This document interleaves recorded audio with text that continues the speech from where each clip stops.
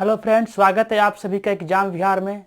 दोस्तों, आज 5 जून है और आज के दिन हम लोग विश्व पर्यावरण दिवस के रूप में मनाते हैं। तो आज के इस टॉपिक में हम पर्यावरण दिवस और उसके जुड़े हुए जो भी महत्वपूर्ण फैक्ट उसके बारे में जानकारी प्राप्त करेंगे। दोस्तों, पर्यावरण क्या होता है? तो हमारे आसपास, हमारे चारों तरफ, हमारे वातावरण में जो भी जैविक या फिर अजैविक घटकों को सम्मिलित रूप से हम पर्यावरण का नाम देते हैं।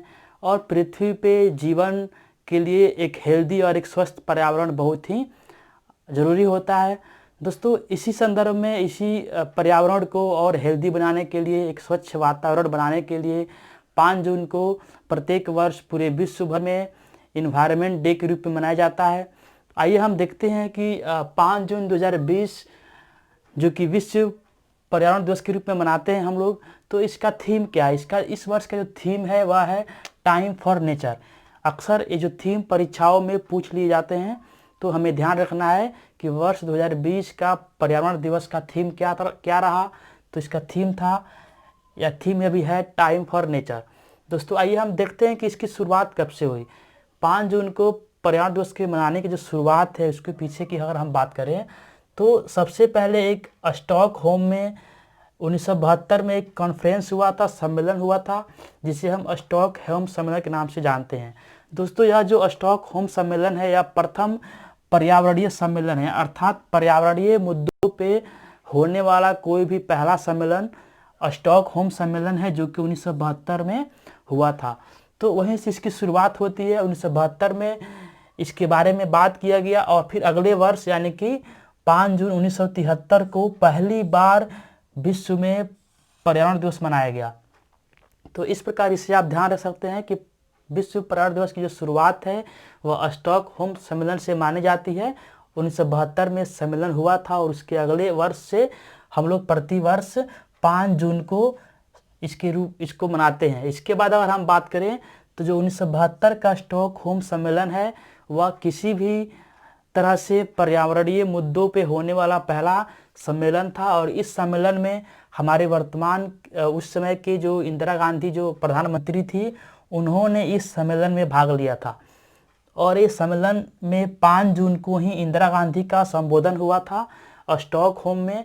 और उस संबोधन में इंदिरा गांधी ने जो अपना भाषण दिया वो निश्चित रूप से काफ़ी काबिल तारीफ था और काफ़ी प्रभावी था। तो इस प्रकार से इंदिरा गांधी का पर्यावरण के प्रति जो प्रेम है वो दिखाई दिया वहाँ पे। और इसी को अगर हम भारत से जोड़ के बात करें तो इंदिरा गांधी ने 1972 में 5 जून को स्टॉकहोम सम्मेलन में अपना भाषण देती हैं।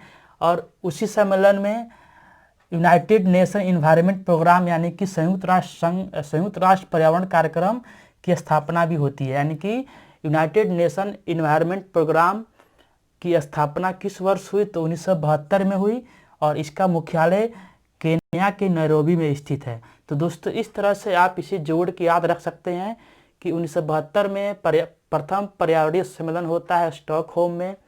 और उसी स्टॉकहोम सम्मेलन में यूनाइटेड नेशन इन्वायरमेंट प्रोग्राम जैसे संयुक्त राष्ट्र पर्यावरण कार्यक्रम जैसे एक अंतर्राष्ट्रीय संगठन की स्थापना होती है। और उसी सम्मेलन में 5 जून को इंदिरा गांधी का संबोधन हुआ था। और फिर उसी वर्ष 1972 में ही अगर हम बात करें तो इंदिरा गांधी सरकार ने भारत में वाइल्ड लाइफ प्रोटेक्शन एक्ट जैसे अधिनियम को भी पास किया। इस प्रकार से आप देख सकते हैं यहाँ पे बहुत सारे प्रश्न आपके बन रहे हैं कि वन्य जीव संरक्षण अधिनियम किस वर्ष लाया गया था? तो 1972 में लाया गया था। पहला पर्यावरणीय सम्मेलन यानी कि स्टॉकहोम सम्मेलन कब हुआ था? 1972 में हुआ था। यूनाइटेड नेशन इन्वायरमेंट प्रोग्राम की स्थापना किस वर्ष हुई? तो 1972 में हुई। और इसका मुख्यालय कहाँ पे है? तो नैरोबी में है। इसके अलावा विश्व पर्यावरण दिवस की शुरुआत कब से मानी जाती है? तो स्टॉकहोम सम्मेलन से ही इसकी शुरुआत मानी जाती है। और उसी सम्मेलन के अगले वर्ष से 1973 से पहली बार यह दिवस मनाया गया था। दोस्तों, आइए अब हम बात करते हैं कुछ अन्य पर्यावरणीय सम्मेलन है, प्रमुख पर्यावरणीय सम्मेलन। तो यहाँ पे हमने अभी देखा कि जो प्रथम पर्यावरणीय सम्मेलन है वह 1972 का स्टॉकहोम सम्मेलन है। और स्टॉकहोम जो कि स्वीडन देश में स्थित है। इसके अलावा अगर हम अगले सम्मेलन की बात करें जो कि बहुत ही महत्वपूर्ण है, तो 1987 में मॉन्ट्रियल प्रोटोकॉल हुआ था। मॉन्ट्रियल जो कि कनाडा का एक शहर है, चूँकि 1985-86 के समय में ओजोन परत में जो छिद्र है, जिसे हम ओजोन होल कहते हैं, इसका पता लग गया था। यानी कि जो ओजोन होल है, अंटार्कटिका के ऊपर ओजोन परत में जो छिद्र दिखाई देता है, उसका जो पता है वह 1985-86 में लग गया था। और उसके बाद से देशों के जो भी प्रतिनिधि थे उनकी टेंशन बढ़ गई और उस पर एक तुरंत ही बैठक किया गया, जिसे हम मॉन्ट्रियल प्रोटोकॉल के नाम से जानते हैं 1987 में। तो दोस्तों इसको आप जोड़ सकते हैं कि किस प्रकार से 1986 1985 में ओजोन लेयर का पता चलता है और अगले ही साल अगले ही वर्ष उस पर एक बैठक होती है उसको बचाने के लिए, जिसे हम मॉन्ट्रियल प्रोटोकॉल कहते हैं। तो मॉन्ट्रियल प्रोटोकॉल किस वर्ष हुआ था? 1987 में हुआ था। और इसका उद्देश्य क्या था? तो ओजोन परत के संरक्षण के लिए ये बैठक किया गया था। इसके बाद अगर हम दोस्तों देखें तो 16 सितंबर को, चूँकि 16 सितंबर 1987 को ही यह बैठक हुआ था, यह सम्मेलन हुआ था, इसीलिए 16 सितंबर को हम लोग प्रतिवर्ष ओजोन परत संरक्षण दिवस के रूप में मनाते हैं। इसके अलावा अगर हम बात करें तो अगला जो महत्वपूर्ण सम्मेलन है वह है 1992 का रियो डी जेनेरियो का सम्मेलन। रियो डी जेनेरियो जो कि ब्राज़ील देश में स्थित है, और इस सम्मेलन को हम लोग पृथ्वी सम्मेलन के नाम से भी जानते हैं, यानी कि अर्थ समिट के नाम से जानते हैं। तो अर्थ समिट कब हुआ था? 1992 में हुआ था, रियो डी जेनेरियो में हुआ था।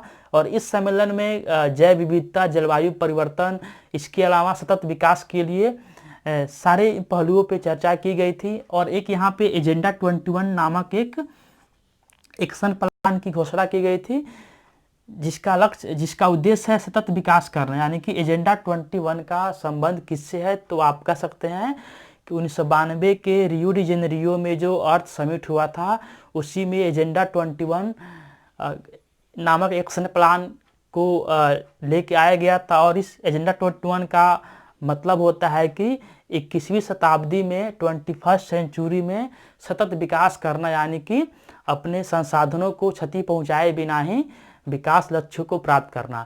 तो इस प्रकार दोस्तों एजेंडा 21 को आप विशेष याद रखेंगे कि एजेंडा 21 का मतलब क्या होता है और वह कब चर्चा में आया था। तो 1992 के अर्थ समिट से चर्चा में आया था। इसके बाद अगर हम बात करें तो अगला जो महत्वपूर्ण सम्मेलन है वह है क्योटो प्रोटोकॉल, जो कि 1997 में हुआ था। क्योटो जो कि जापान का एक शहर है, वहाँ पे क्योटो प्रोटोकॉल हुआ। और क्योटो प्रोटोकॉल का जो मुख्य उद्देश्य था वह था कार्बन या फिर अन्य जो गैसें हैं जो पर्यावरण को नुकसान पहुंचाते हैं, जैसे CFC वगैरह है, उनके उत्सर्जन में कमी करना। तो दोस्तों क्योटो प्रोटोकॉल का उद्देश्य यह है कि कार्बन के उत्सर्जन में कमी करना, और इसीलिए एक कार्बन क्रेडिट की अवधारणा यहाँ पे लाई गई थी। तो कार्बन क्रेडिट की अवधारणा क्योटो प्रोटोकॉल में लाई गई थी। आप याद कर सकते हैं क से कार्बन, क से क्योटो प्रोटोकॉल, यानी कि क्योटो प्रोटोकॉल 1997 में कार्बन क्रेडिट की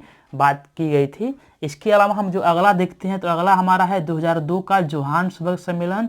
जोहान्सबर्ग जो कि दक्षिण अफ्रीका की राजधानी भी है, और जोहान्सबर्ग में ही 2002 में एक समिट हुआ था, जिसे हम लोग सेकेंड अर्थ समिट के रूप में भी जानते हैं। चूँकि जो पहला अर्थ समिट है वह 1992 में हुआ था, और 1992 के 10 साल बाद यानी कि 2002 में जोहान्सबर्ग में एक सम्मेलन होता है, जिसे हम अर्थ समिट सेकेंड कहते हैं, यानी कि दूसरा पृथ्वी सम्मेलन के नाम से भी इसको जाना जाता है। तो दोस्तों इस प्रकार से और भी बहुत सारे सम्मेलन हुए हैं, बहुत सारे कोप हुए हैं, लेकिन यहाँ पे सिर्फ आपको इन 5 को बताया गया, जो कि एक पाँचों ही काफ़ी महत्वपूर्ण है।